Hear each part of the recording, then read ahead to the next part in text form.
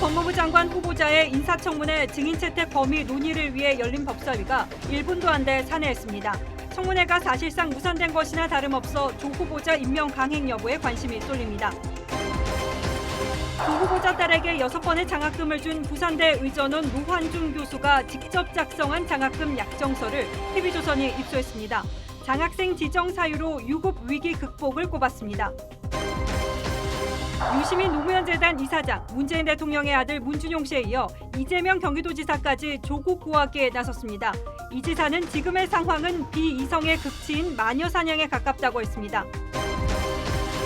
SK이노베이션이 배터리 관련 특허를 침해했다는 이유로 국내에 이어 미국에서도 LG화학과 LG전자를 상대로 소송을 제기했습니다.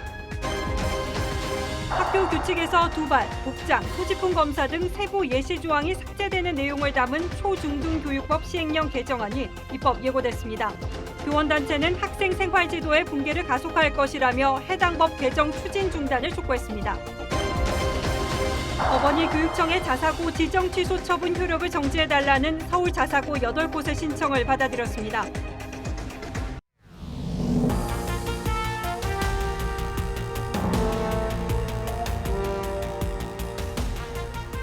여러분 안녕하십니까? 뉴스9의 신동욱입니다.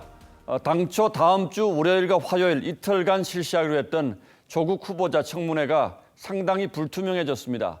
여야가 오늘 청문회 정인 채택을 위해서 만났는데 46초, 그러니까 1분도 되지 않아 돌아섰습니다. 가족은 안 된다는 여당과 가족 없이 어떻게 청문회를 하느냐는 야당의 주장이 정면으로 부딪혔습니다. 물론 주말 사이에 극적인 타협이 이루어질 수도 있습니다만 이대로라면 청문회 개최가 상당히 어려워졌습니다. 먼저 신준명 기자가 보도합니다. 청문회 증인 채택을 위한 국회 법사위가 46초 만에 끝났습니다. 제3차 법제사법위원회를 개의합니다. 안건이 없으므로 이상으로 회의를 모두 마치겠습니다. 산회를 선포합니다. 뭐하는 거야 이게?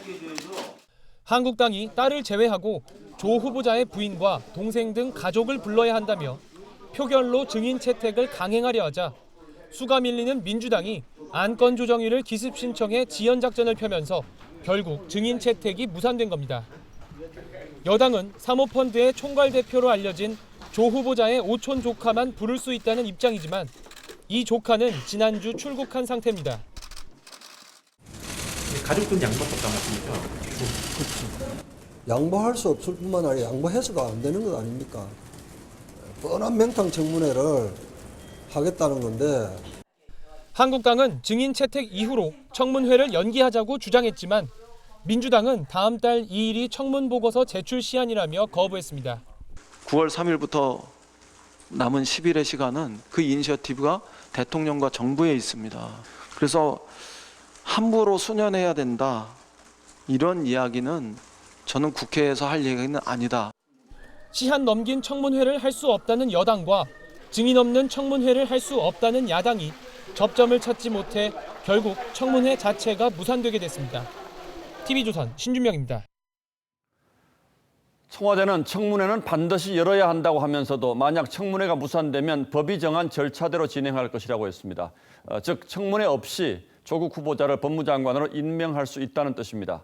한국당은 대통령이 다시 청문회를 요청하면 다음 달 12일 청문회를 열 수 있다는 입장이지만 청와대는 여기에 대해서는 불가능하다고 선을 그었습니다. 그렇다면 다음 주 임명을 강행할 가능성도 있습니다. 이어서 백대우 기자가 보도합니다. 강기정 청와대 정무수석은 청문회 무산 위기의 책임을 야당의 탓으로 돌렸습니다. 조국 후보자에게 소명할 기회도 주지 않고 정치 공세로 낙마를 시키고자 하는 의도로밖에 보이지 않습니다. 대단히 유감입니다. 임명 강행 가능성을 묻는 기자들의 질문에는 임명 여부를 논할 때는 아니라면서도 청문회가 무산되면 대통령은 법이 정한 절차대로 진행할 것이라고 답했습니다. 사실상 임명 강행 의지를 드러낸 겁니다. 청와대는 다음 달 3일 국회 인사청문 경과보고서 재송부를 요청할 것으로 알려졌습니다. 문재인 대통령은 재송부 요청 기간 내에도 임명을 강행할 수 있습니다. 다음 달 1일부터 태국 등 3개국을 5박 6일 일정으로 순방하는 문 대통령이 현지에서 전자결제로 임명할 가능성도 거론됩니다. 한국당 나경원 원내대표는 핵심 증인이 출석하는 제대로 된 청문회를 거부한 건 여당이라면서 차라리 청문회를 무산시켜 임명을 강행하겠다는 속내를 밝히라고 했습니다. TV조선 백대호입니다. 검찰은 대규모 압수수색에 이어서 수사의 보폭을 넓혀가고 있습니다. 형사부에서 특수부로 수사 관할을 옮긴 데 이어서 이번에는 최정예 특수부 검사들을 추가로 투입한 것으로 확인되었습니다. 여권의 공세에 맞서 검찰 역시 이번 수사에 사활을 거는 분위기입니다. 서울중앙지검으로 가보죠. 자, 이유경 기자, 지금 서울중앙지검 특수 2부가 수사를 맡고 있지 않습니까? 여기에 특수부 검사가 추가로 투입됐다는 건 무슨 뜻입니까? 네, 검찰이 서울중앙지검 내 정예 조직으로 불리는 특수 2부에 이어 특수 3부를 추가 투입한 데는 최대한 신속히 수사를 마무리하겠다는 의지가 반영된 것으로 풀이됩니다. 당초 형사 1부에 배당했던 사건을 특수 2부로 바꾼 데 이어 수사 검사 인력을 보강하면서 수사도 한층 속도를 낼 전망입니다. 전방위 압수수색을 통해 확보한 기초자료가 방대하다는 점도 수사검사를 보강하는 데 한몫했습니다. 현재 조국 후보자 일과 관련 고소고발 사건은 모두 11건이지만 조 후보자 딸 논문 부정 의혹 등 사실관계가 그렇게 복잡하지 않아 일찌감치 수사 관례를 터 속도를 내는 게 낫다는 판단이 작용한 겁니다. 검찰 측도 수사 인력 보강에 대해선 부인하지 않았습니다. 자, 특수 2부에 이어서 특수 3부까지 투입했다는 사실을 검찰이 사실상 시인했다 이런 얘기인데 수사를 빨리 진행하겠다는 의지를 분명히 한 걸로 봐야겠군요. 네, 검찰은 압수물에 대한 분석 작업이 어느 정도 이루어지는지는 밝히기를 거부했습니다. 관련자 소환 일정 역시 마찬가지입니다. 다만 인사청문회 일정을 고려해 조 후보자 가족은 뒷순위로 미루고 사학법인 운동학원 이사 등 기본 사실관계를 확인할 외곽 인물부터 소환을 검토하고 있는 것으로 알려집니다. 물론 인사청문회 절차가 마무리되는 대로 조 후보자 가족 등 핵심 인물 소환 조사는 불가피할 전망입니다.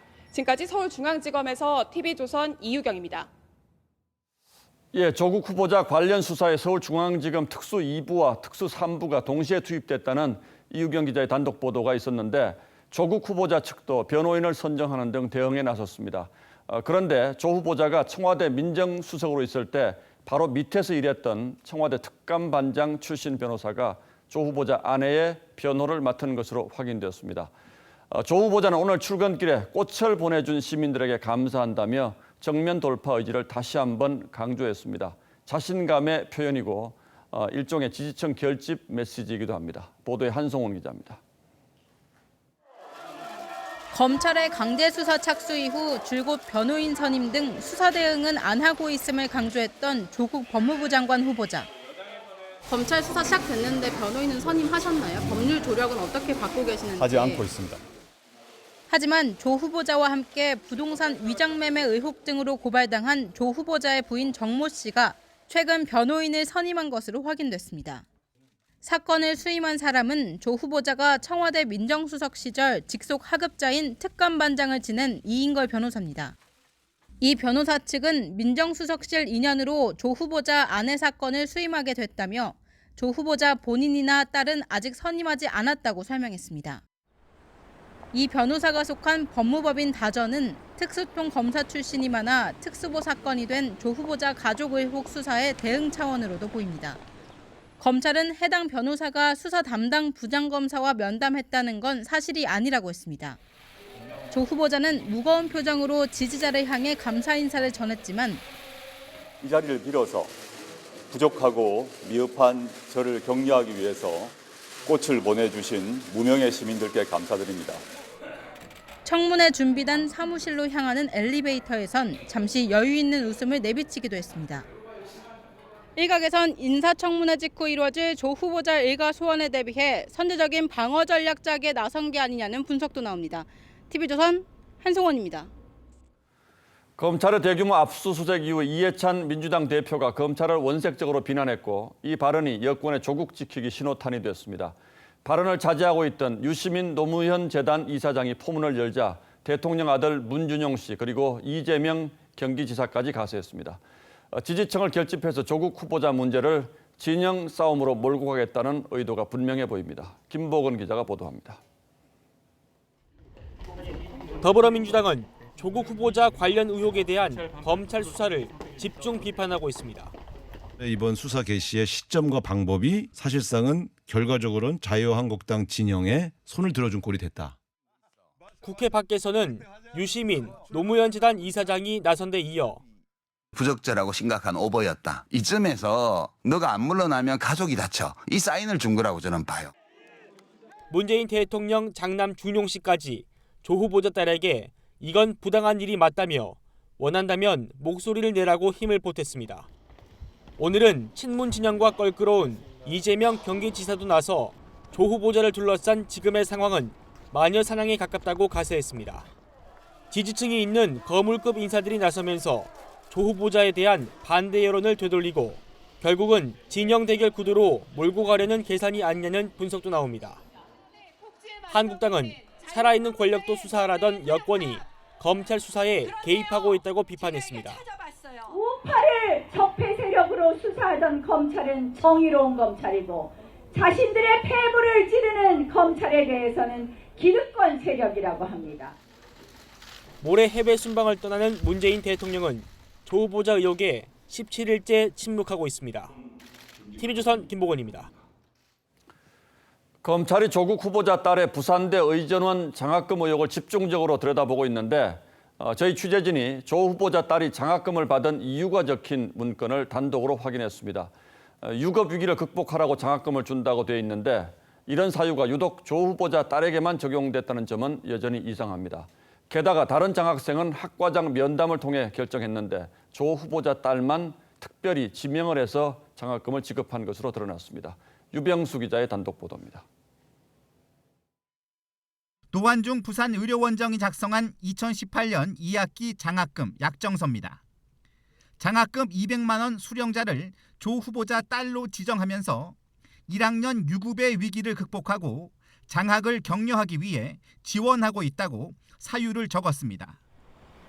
조 후보자 딸이 두 번의 유급에도 3년간 1,200만 원의 장학금을 받은 이유가 공식 확인된 겁니다.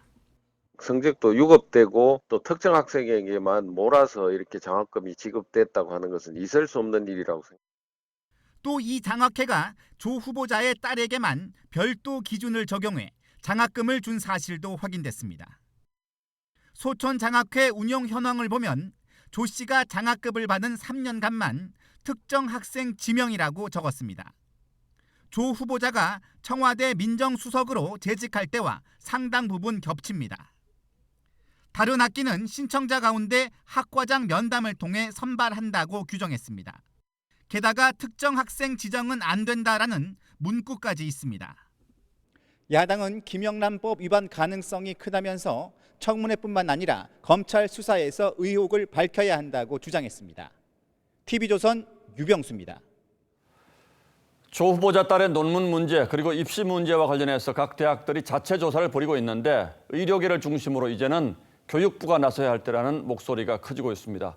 이번 사태로 의료계 전반이 신뢰에 타격을 입을 가능성이 있다고 보고 신속한 조사로 진상을 명명백백히 밝히라고 요구하고 있습니다. 신은석 기자입니다. 조국 후보자의 딸 조모 씨는 외고 재학생일 때 의학 논문의 제1저자로 이름을 올립니다. 이후 고려대, 부산대 의학전문대학원에 수시 입학한 사실이 알려지자 특혜 의혹이 제기됐습니다. 위 논문을 전형 자료로 제출하여 합격하였다는 의혹을 받고 있습니다. 대한소아청소년과 의사회는 뒷짐지고 있는 교육부에 진상조사를 촉구했습니다. 부산대 의전원은 물론 논문을 활용해 수시 전형으로 의과대학과 의학전문대학원에 입학한 모든 사례를 조사하라고 요구했습니다. 편법과 불법 행위가 횡행해 왔음을 여실히 보여주고 있습니다. 교육부는 대학들의 자체 조사 결과를 일단 지켜보겠다는 입장입니다. 서울교육청도 조 후보자의 딸이 나온 외고에 대한 감사 계획은 없다고 선을 그었습니다.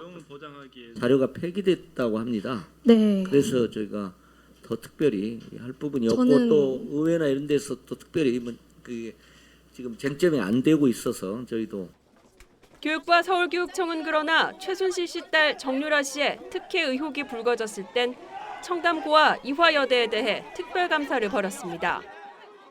부산대는 조씨 입시 때 논문을 받은 적이 없다고 해명했습니다. 미성년자 논문이 논란이 되자 대한의사협회장은 앞으로 산하학회에서 모든 논문의 미성년 저자 기여도에 대한 소명 자료를 사전에 받도록 하겠다고 밝혔습니다. TV조선 신은서입니다. 서울대에 이어서 고려대에서도 조국 후보자 딸 입시 관련 진상규명을 촉구하는 두 번째 집회가 열렸습니다.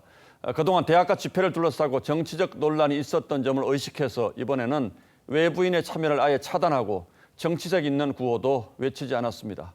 임서인 기자가 현장을 다녀왔습니다. 고려대학교 중앙광장 한가운데 학생들이 촛불을 들고 모였습니다. 진상규명 요구하는 목소리에 응답하라! 지난 23일 1차 집회를 연 지 일주일 만에 다시 모인 학생들은 학교 측의 조국 법무부 장관 후보자 딸의 입시 비리 의혹을 소상히 밝히라고 요구했습니다. 학생들이 자발적으로 집행부를 꾸렸던 지난 1차 집회와 달리 이번엔 총학생회가 전면에 나섰습니다. 허위자료 제출 등 부당한 방법으로 입학한 자와는 이곳에서 함께 자유, 정의, 진리의 가치를 외칠 수 없습니다. 집회엔 정치적인 구호를 배제하는 등 정치 세력과 관계가 없다는 걸 분명히 했습니다. 집회가 끝나기 직전엔 자신을 고려대에 지원했다가 떨어진 재수생이라고 밝힌 남성이 눈물을 흘리며 억울함을 호소했습니다. 누구는 그렇게 할 필요도 없이 다 편하게 길이 열려 있는데 누구는 가시밭길을 지금 열심히 걷고 있습니다. 광화문에선 학부모들이 모여 조 후보자의 사퇴를 촉구했습니다.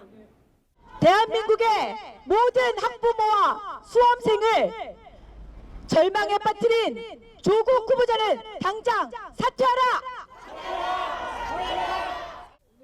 규칙을 지키며 노력해온 젊은이와 학부모에게 분노보다 더한 절망감을 줬다고 비판했습니다. 부산대에서도 집회 움직임을 이어가는 등 조 후보자 딸을 둘러싼 비판의 목소리가 커지고 있습니다. TV조선 임서인입니다. 자유한국당은 오늘 조국 후보자의 고향인 부산에서 조 후보자 사퇴를 요구하는 집회를 열었고 내일은 서울에서 대규모 집회를 열 예정입니다. 오늘 발표된 여론조사에서는 조 후보자가 법무장관으로 부적절하다는 의견이 적절하다는 의견보다 2배 이상 많았고 여당의 지지율도 동반 하락한 것으로 나타났습니다. 홍혜영 기자가 보도합니다. 검찰의 압수수색이 시작된 지난 27일부터 사흘간 실시한 여론조사 결과 조국 후보자가 법무부 장관으로 적절하지 않다는 응답이 57%, 적절하다는 응답은 27%로 반대 여론이 2배 이상 높았습니다. 40대를 제외한 전 연령층에서 응답자의 50% 이상이 부적절하다고 답했습니다. 지역별로는 서울이 대구, 경북에 이어 두 번째로 반대 여론이 강했고 조 후보자의 고향인 부산이 포함된 부울경도 부적절 답변이 60%에 육박했습니다. 부산에서 장외 집회를 연 자유한국당은 지역 민심에 호소했습니다. 이거 시험 안 보고 되는 겁니까? 아니 이런 특혜 반칙이 어디 있습니까? 하지만 더불어민주당 박찬대 원내대변인은 일방적인 의혹 보도만 있었고 해명은 상대적으로 부족했다면서 기울어진 여론조사라고 주장했습니다. 이번 조사에서 문재인 대통령의 국정 운영 긍정평가는 44%로 떨어져 부정평가가 더 높았고 민주당 지지율 역시 38%로 일주일 새 3%포인트 빠졌습니다. TV조선 홍혜영입니다. 예, 앞서 대학가 집회 모습을 보셨습니다만 유시민 노무현 재단 이사장이 조국 후보자 사퇴 촉구 집회를 연 서울대생들을 향해서 마스크를 왜 쓰느냐고 비판한 걸 두고 논란이 벌어지고 있습니다. 과거 정부에서 복면 집회 금지법이 추진되자 조국 후보자를 비롯한 지금의 여권 인사들이 반대한 바 있는데 그때와 지금 왜 말이 달라졌는지 오늘의 포커스입니다. 조국 법무장관 후보자 사퇴를 촉구한 제2차 서울대 촛불 집회. 학생들은 각자 선택에 따라 얼굴을 드러내거나 마스크를 썼습니다.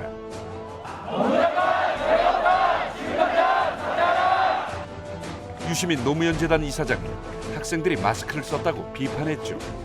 이 진실 이것을 비판하면 불이익이 우려될 때 마스크를 쓰거나 그러는 거지.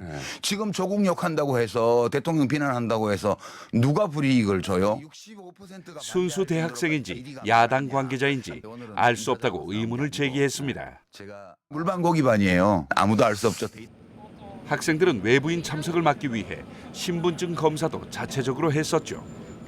서울대 게시판에는 유 이사장을 향해 촛불 신호탄인 이화여대 집회 때도 마스크를 썼다. 요즘 마스크 안 썼다가는 신상 정보가 인터넷에 공개돼 죽고 나서도 고통받는다며 비판이 쏟아집니다.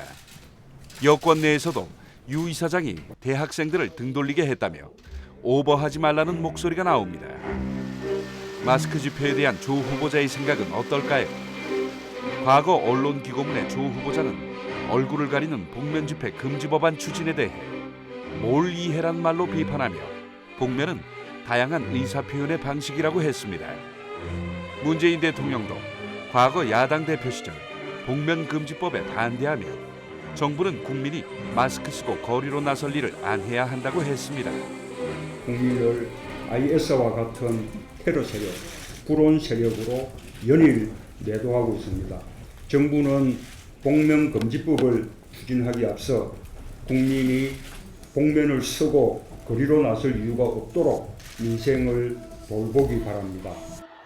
정유라 입시 비리에 분노해 촛불을 들었던 이화여대 학생들, 거리로 나와 촛불을 들었던 시민들도 마스크를 자유롭게 착용했었죠. 당시 유 이사장처럼 마스크를 문제 삼는 여권 인사는 아무도 없었습니다. 대한항공 직원들이 가면을 쓰고 회장 일가 규탄 집회를 열었을 때는 여당이 논평을 내고 직원들이 받을 불이익을 먼저 걱정했습니다. 하지만 유 이사장은 얼굴 드러내고 집회에 참석해도 불이익받는 시대는 지났다고 했죠. 과연 그럴까요? 일부 네티즌들은 촛불 집회를 이끈 서울대 총학생회장이 고등학교 때 쓴 논문을 찾아내 대필 의혹과 입학 취소를 주장하고 또 특정 정당원이라고 몰아붙이고 있습니다. 같은 마스크를 쓰고 촛불을 들었는데 이렇게 평가가 달라지는 이유가 뭘까요? 뉴스라인 포커스였습니다.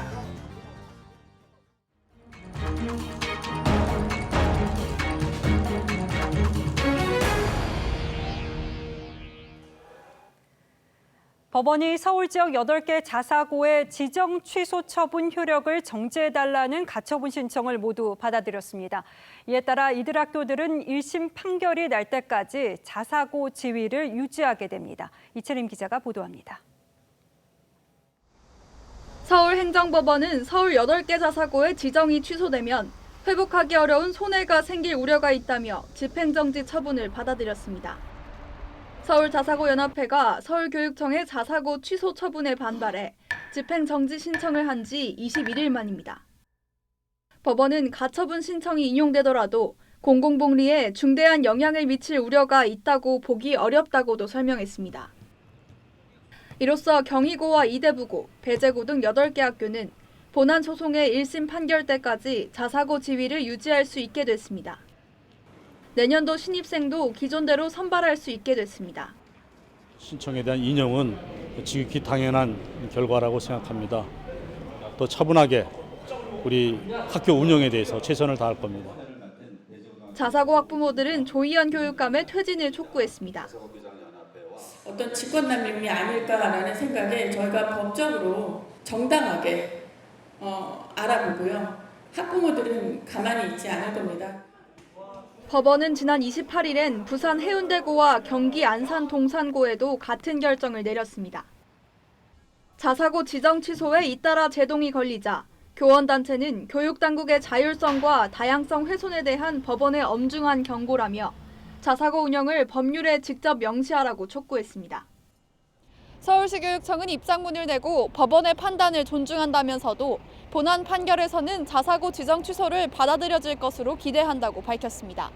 TV조선 이채리입니다. 병원에서 초음파 검사를 할 때 의사가 아닌 간호사에게 받은 경험이나 그런 상황을 보신 적 있을 겁니다. 이게 무면허 의료행위에 해당해서 경찰이 수사에 착수했는데 병원 측은 관행이라면서 반발하고 있습니다. 정민진 기자가 의료계에서 나오는 얘기를 들어봤습니다. 대구의 한 종합병원입니다. 경찰이 지난 21일 진료실과 초음파 검사실을 압수수색했습니다. 간호사가 초음파 검사를 한 혐의입니다. 현행법상 간호사는 진료와 수술, 검사 등 직접 의료 행위를 할 수 없습니다. 법적으로 초음파 검사는 의사 누구만 할 수 있다 하는 게 명시가 돼 있어요. 위법이 되는 거죠. 병원들은 의사를 구하기 어려워 불가피한 선택이었다고 말합니다. 또 관행적으로 간호사들이 봉합과 초음파 검사 등을 해왔다고 해명합니다. 지금은 피해 가능성이 없는 데는 없을 겁니다. 아마 대학병원급에서는 전공의가 되다 보니까. 대한심장학회는 지난해 현실을 반영해야 한다며 간호사들이 초음파 검사를 할 수 있도록 법 개정을 추진했지만 대부분 의사단체가 반대하면서 무산됐습니다. 이 때문에 간호사의 초음파 검사는 여전히 불법인 상태입니다. 환자 안전에 관한 문제로 이해를 해야 할 것 같아요. 의사들이 하는 것이 환자 안전에 도움이 되죠. 경찰은 대구에 있는 종합병원 4곳을 압수수색한 데 이어 서울과 부산 등으로도 수사를 확대할 방침인 것으로 알려졌습니다. TV조선 정민진입니다. 삼성전자 이재용 부회장이 2심 재판을 다시 받게 되면서 재계는 전반적으로 경영활동 위축이 불가피할 것이라는 전망을 내놓고 있습니다. 특히 삼성전자가 2030년까지 글로벌 1위를 차지하겠다는 계획을 밝힌 바 있는 시스템 반도체 분야에서 차질이 불가피할 것이라는 우려가 나옵니다. 김자민 기자입니다. 이재용 부회장은 오늘도 시내 모처에서 평소와 같은 업무를 본 것으로 전해집니다. 다시 6개월에서 최장 1년간 법정에 서게 됐지만 흔들림 없는 모습을 유지하려는 것으로 보입니다. 하지만 외부에선 우려의 목소리가 커지고 있습니다. 한 증권사는 핵심 의사결정의 지연 가능성이 예상된다고 우려했습니다. 또 다른 증권사도 경영활동의 불확실성 우려가 커지고 있다는 보고서를 냈습니다. 외신들도 새로운 수익원을 발굴하는 데 어려움을 겪을 가능성이 있다. 주요 전략적인 결정이나 대형 인수합병이 진행되기 어렵다는 등의 분석을 냈습니다. 수십조 원이 들어가는 대규모 투자 결정은 전문 경영인이 쉽게 하기 어렵다는 겁니다. 삼성전자의 대규모 인수합병은 3년 전 10조 원을 들인 미국 전장업체 하만 인수가 마지막입니다. 그때 이재용 회장 직접 만난 것과 전문 경영의 사장이 찾아서 만난 것과는 비중이 상당히 차이가 날 수가 있어요. 다만 삼성그룹이 전문 경영인 체제를 잘 갖추고 있어 큰 타격은 없을 것이란 전망도 있습니다. 어제 대법 선고 이후 하락세를 보였던 삼성그룹주들은 오늘 대부분 낙폭을 만회했습니다. TV조선 김자민입니다. SK이노베이션이 배터리 관련 특허를 침해했다는 이유로 국내에 이어서 미국에서도 LG 측을 상대로 소송을 제기하면서 LG와 SK의 소송전이 격화되고 있습니다. 최소 1,000억 이상이 예상되는 소송 비용은 차치해 두더라도 친환경차 배터리 시장을 놓고 중국과 일본의 반격이 거세지는 상황에서 국내 기업 간 소송전은 득보다 실이 클 것이라는 우려가 나옵니다. 임유진 기자가 보도합니다. 작고 가벼우면서도 먼 거리를 달리게 해주는 배터리는 전기차의 핵심 부품입니다. SK이노베이션은 오늘 이 전기차 배터리 특허를 침해당했다며 미국 국제무역위원회와 연방법원에 LG화학을 제소하겠다고 밝혔습니다. 배터리를 공급받는 LG전자까지 소송 대상에 포함시켰습니다. 특허를 가지고 제품을 공급하고 있어서 상당한 부당한 이익을 취했고 LG화학은 즉각 반발했습니다. 자신들이 14배나 많은 특허를 갖고 있다며 맞소송도 검토하고 있습니다. 경쟁사가 면밀한 검토를 통해서 사안의 본질을 인지하고 이번 소송을 제기한 것인지 매우 의문시됩니다. 양사 간 배터리 전쟁은 악화일로입니다. LG화학은 지난 4월 영업비밀을 침해했다며 미국에 소송을 냈고 SK이노베이션은 명예훼손을 당했다며 국내에서 소송을 냈습니다. 소송 결과에 따라 어느 한쪽은 거액의 배상금을 물고 미국 시장에서 제품을 팔지 못하게 될 수도 있습니다. 이 경우 중국과 일본 경쟁사만 어부지리를 얻게 됩니다. 미국 로펌에 줘야 하는 1,000억 원대 소송 비용도 부담입니다. 타협을 빨리 해서 그런 법률 비용보다는 경쟁력에 집중할 수 있게끔. 엄중한 국가 경제 상황을 고려할 때 최태원, 구광모 두 회장의 대승적 결단이 필요한 시점이 아니냐는 지적도 나옵니다. TV조선 임유진입니다. 다음 뉴스입니다. 오늘 국회에서는 한상혁 방송통신위원장 후보자에 대한 인사청문회가 열렸습니다. 야당은 한 후보자가 중립성이 요구되는 방송을 다루는 자리에 적합하지 않다며 부적격 의견을 냈습니다. 이태희 기자가 취재했습니다. 야당은 진보 성향인 민원연 대표를 지낸 한상혁 후보자의 정치적 편향성을 집중적으로 따졌습니다. 좌파 언론에 의한 변호사 활동을 해왔고 좌파 언론을 위한 변호사 활동만 해오신 거예요. 한일 축구 경기를 하는데 심판을 아베 총리가 본다. 기분 어떠십니까? 특히 현 정부 출범 이후 MBC 소송을 여러 건 대리한 것이 도마에 올랐습니다. 프로그램에서 발생하는 사건들에 대해서 그 의뢰인의 이익을 위해서 변론을 한 것들이 전부입니다. 여당은 편향되지 않은 적임자라고 평가했습니다. 편향적이다. 중립성을 위배할 소지가 있다고 보는 게 1년에 보면은 뭐 한 대여섯 건 정도 뭐 이런 정도 수임을 한 거고요. 제가 MBC에 편향됐다거나 뭐 이런 판단을 하기에는 가짜뉴스가 보호범위 밖에 있다는 지명 직후 발언에 대해서는 현행법상 방통위가 규제 권한을 갖고 있지 않다고 물러섰습니다. 하지만 한국당은 한 후보자가 방송계의 조국이라며 부적격 입장을 보였습니다. TV조선 이태희입니다.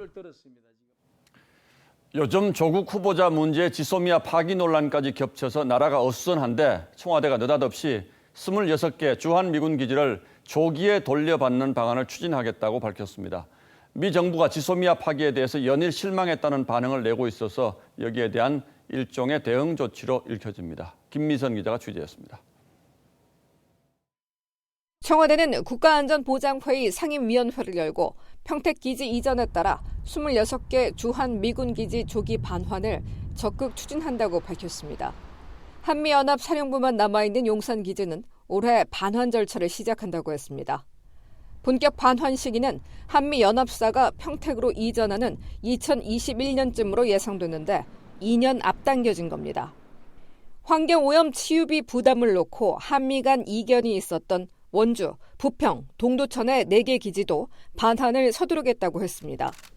방위비 분담금 협상 때 미국 측이 이 비용을 분담하도록 유도하겠다는 전략도 담겼다는 분석입니다. 하지만 청와대가 NSC까지 열어 기지 조기 반환 방침을 공개한 건 이례적입니다. 지소미아 종료 결정 후 미국이 다음 달 4일부터 열리는 서울 안보 대화에 불참을 통보하고 트럼프 행정부가 노골적인 불만을 표출하자 청와대도 대응 카드를 꺼냈다는 분석입니다. 한국 외교가 고립에 처한 상황인데 미국마저도 적대시하려는 것이라면은 우리의 안보를 걱정하는. 다만 주한미군 측은 이달 중순 서한 형식으로 한국 정부의 방침을 전달받았다고 밝혔습니다. TV조선 김미선입니다.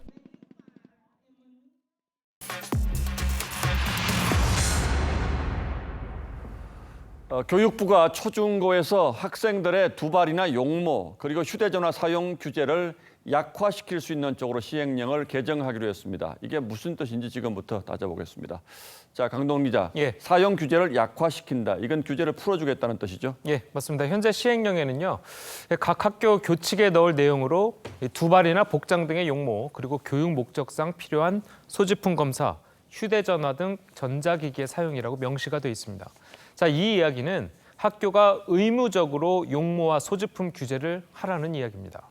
자, 그런데 이번에 시행령을 고치면서 이 용모나 소지품, 휴대폰 같이 구체적인 항목들을 빼고 이 교육 목적상 필요한 지도 방법 이런 말로 바꾼 겁니다. 그럼 앞으로는 학교에서 이 두발 검사라든지 소지품 검사를 못하게 되는 겁니까? 그건 아닙니다. 현재 필요한 교육 목적상 필요한 지도 방법을 이야기하는 거니까요. 자, 학교마다 필요에 따라서 규제를 할 수도 있고 안 할 수도 있는 겁니다. 자, 그래서 교육부도 생활 지도 규제를 금지하라는 의미는 아니다. 이렇게 이야기했습니다.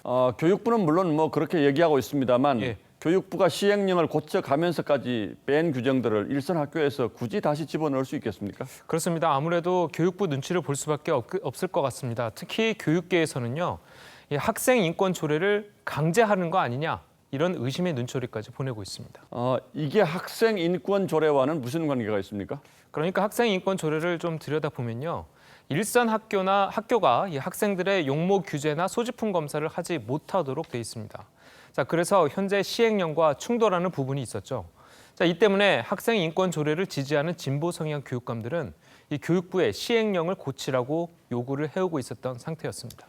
결국 이번 조치도 진보 교육감들의 요구가 상당 부분 반영된 셈이다. 이렇게 봐야겠군요. 그렇습니다. 하지만 일선 교사들의 반발은 굉장히 거셉니다. 자, 실제로 교총이 이 초중고 교원들을 대상으로 모바일 설문조사를 벌인 결과 이 시행령을 개정하는 것에 찬성하는 의견은 17.3%에 불과했습니다. 이 학부모 단체들도 마찬가지였고요. 자, 그래서 교육부의 이번 시행령 개정은 학생 인권 조례를 강제하기 위한 의도, 이런 지적을 받고 있습니다. 들어보시죠. 예. 시행령에 규정된 내용이 학생 인권 조례 제정과 개정에 걸림돌로 작용하고 있다고 보여집니다. 이 때문에 해당 초중등교육법 시행령 규정을 삭제해서 앞으로 학생 인권 조례를 통해 학칙을 더욱 통제하려는 것으로 보입니다. 예, 뭐 사실 휴대전화 같은 거 못 쓰게 하는 건 학생 본인도 그렇습니다만 다른 학생들의 학습권 침해를 우려해서 그런 건데 인권이라는 이름으로 너무 지나치게 확대 해석하는 건 아닌지 모르겠습니다. 네. 예, 강동원 기자 잘 들었습니다.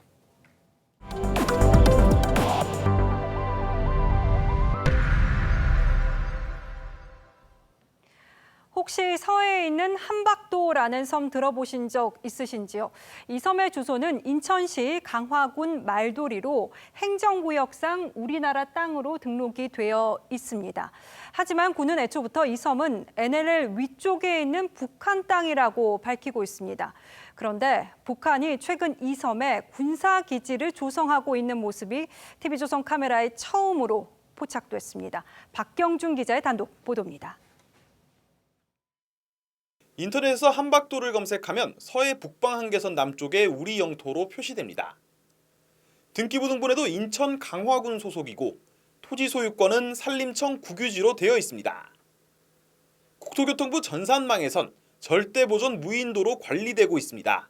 인근 섬 주민들도 함박도는 우리 땅이라고 말합니다. 함박도? 우리나라 땅이야. 그것도 경계선이 이렇게 돼 있으니까 우리나라 땅의 전부를.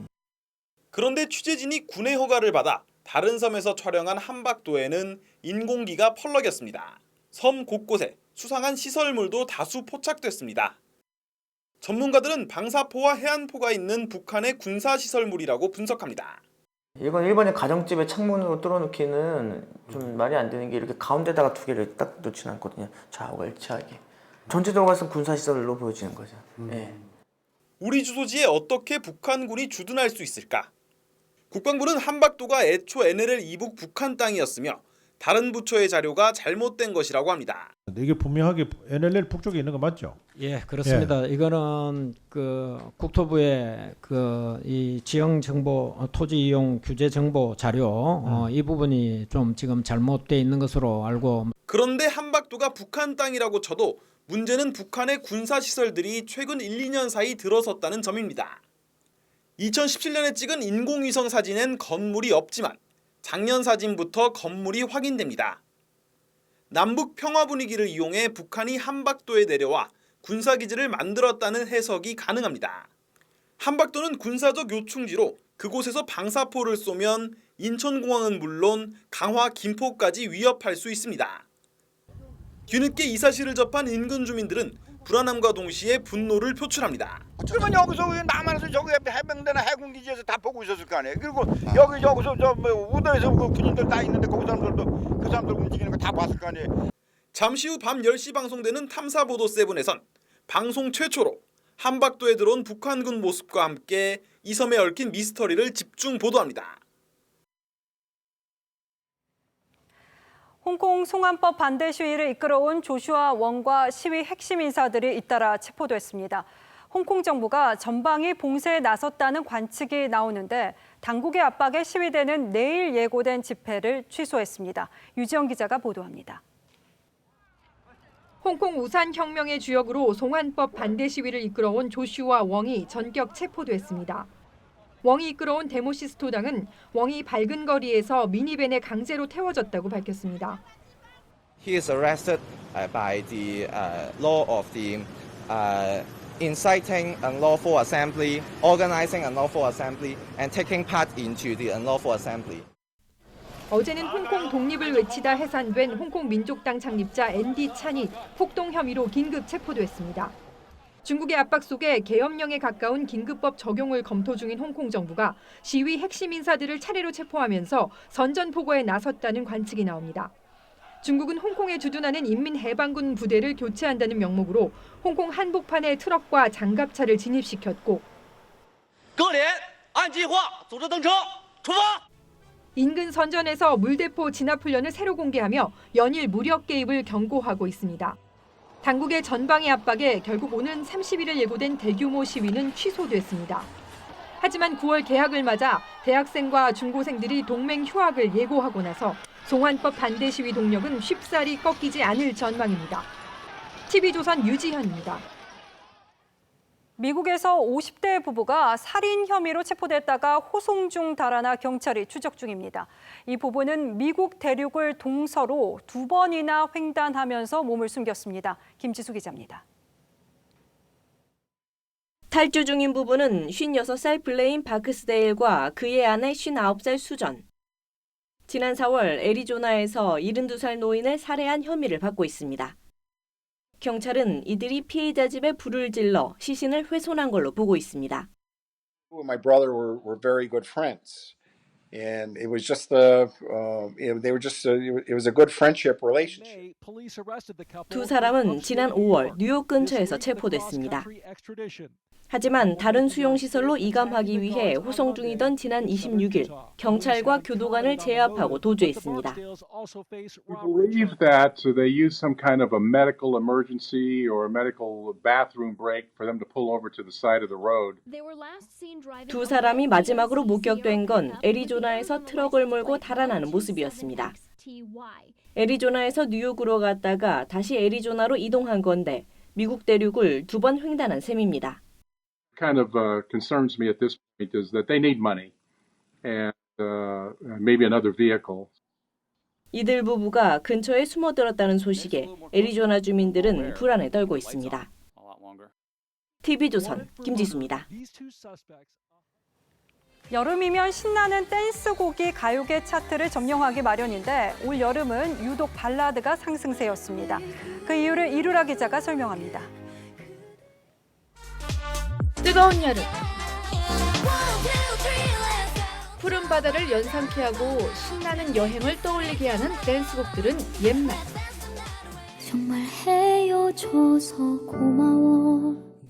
제목부터 애잔한 이별 노래가 올 여름을 가득 채웠습니다. 음원 사이트에 올라온 인기곡 순위를 봐도 헤어져줘서 고마워, 술이 문제야 등 연인과의 이별을 노래한 발라드가 상위권에 올랐고 또 다른 음원 차트도 상위 10위 중 3분의 2가 애절함을 담은 곡입니다. 음악 팬들 사이에서도 이번 여름이 이상하다라는 의견이 쏟아질 정도. 지난해만 해도 여름 차트 상위권엔 블랙핑크, 트와이스, 레드벨벳 등 걸그룹 댄스곡이 줄을 차지했기 때문입니다. 여름이면 댄스곡이 흥행몰이를 했던 공식이 깨진 겁니다.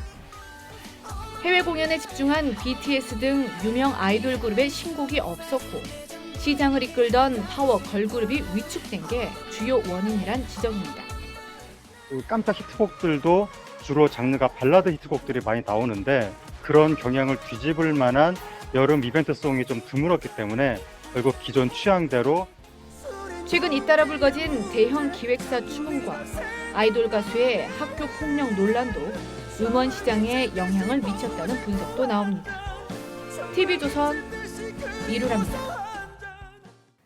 어제 TV조선은 조국 후보자 동생 부부의 소송 당시 동생의 처제가 웅동학원 행정실장에 임명됐다는 내용을 보도해드렸습니다. 하지만 추가 취재 결과 해당 인물의 성별이 여성이 아닌 남성으로 확인돼 처제를 처남으로 정정합니다.